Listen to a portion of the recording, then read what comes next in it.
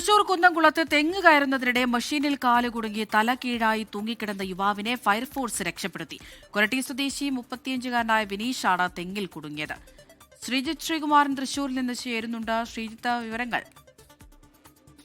ഇന്ന് ഏതാണ്ട് രാവിലെ ഒരു 11 മണിയോടുകൂടിയാണ് ഒരു സംഭവം നടക്കുന്നതെന്നാണ് മനസ്സിലാക്കുന്നത്.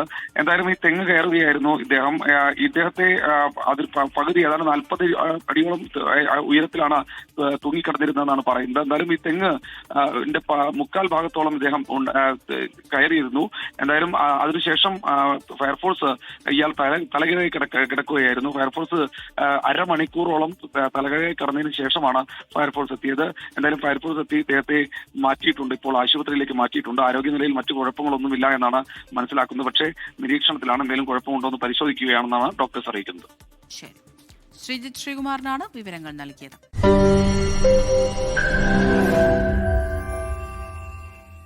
ലോകത്തെവിടെയായാലും ഏത് സമയത്തും 24 വാർത്തകളും ഓഗ്മെന്റഡ് റിയാലിറ്റി പാക്കേജുകളും എക്സ്പ്ലെയിനറുകളും വിശദമായി കാണാൻ ഞങ്ങളുടെ യൂട്യൂബ് ചാനൽ നിങ്ങൾക്ക് സബ്സ്ക്രൈബ് ചെയ്യാം.